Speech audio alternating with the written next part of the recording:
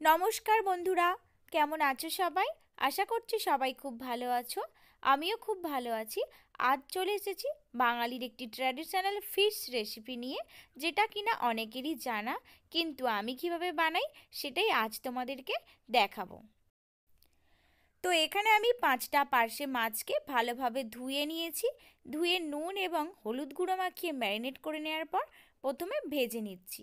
এক পিঠ ভাজা হয়ে গেলে মাছগুলো উল্টে পাল্টে দু সাইড ভালো করে ভেজে নেব। তো মাছগুলো দু সাইড ভাজা হয়ে গেলে একটি পাত্রে আমরা নামিয়ে রাখবো।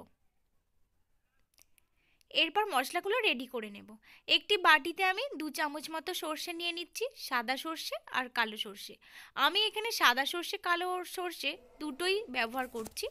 তোমরা চাইলে যে কোনো সর্ষে দিয়েই করতে পারো, বা এর পরিবর্তে পোস্ত বাটা দিয়েও করতে পারো। আমি মশলাটা শিলেই বেটে নেব, তোমরা চাইলে মিক্সিতে বেটে নিতে পারো। মশলা বেটে নেওয়ার পর আমরা এবার গুঁড়ো মশলাগুলো অ্যাড করে নেব। প্রথমে দিয়ে দিচ্ছি পরিমাণ মতো হলুদ গুঁড়ো, এরপর দিয়ে দেব স্বাদ মতো লঙ্কা গুঁড়ো এবং স্বাদ মতো লবণ। তোমরা তোমাদের পরিমাণ মতো নিয়ে নেবে। এরপর সামান্য পরিমাণ জল নিয়ে নেব। তোমরা যেই পরিমাণ গ্রেভি রাখবে সেই পরিমাণ জলটা নিয়ে নেবে। এরপর কড়াই অবশিষ্ট যে তেলটা রয়েছে সেই তেলেই আমি রান্না করে নেব। প্রথমে ফোড়নের জন্য দিয়ে দেব পরিমাণ মতো কালা জিরে আর একটা কাঁচা লঙ্কা। কালা জিরে কাঁচা লঙ্কা একটু তেলে ভেজে নেব। এরপর আমি আগে থেকেই একটা পাকা টমেটো কুচিয়ে রেখেছিলাম, সেটা দিয়ে দেব। দিয়ে তেলের মধ্যে টমেটোটা একটু সেদ্ধ করে নেব। টমেটো সেদ্ধ হয়ে এলে এরপর আমাদের বাটা মশলাটা দিয়ে দেব। দিয়ে সামান্য নাড়াচাড়া করে মশলাটা আমরা ফুটিয়ে নেব।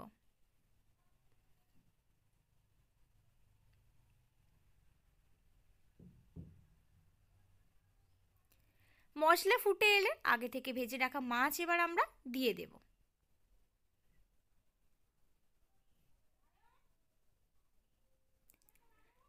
এরপর মাছের সাথে 2 মিনিটের মতো মশলা ফুটিয়ে নিয়ে আমরা একটি পাত্রে মাছের ঝাল বানিয়ে নেব।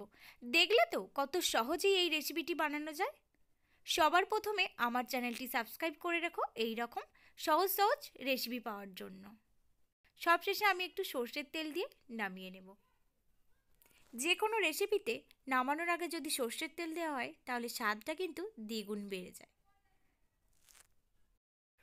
রেসিপিটি ভালো লাগলে লাইক, কমেন্ট, শেয়ার করো। ভিডিওটি দেখার জন্য ধন্যবাদ।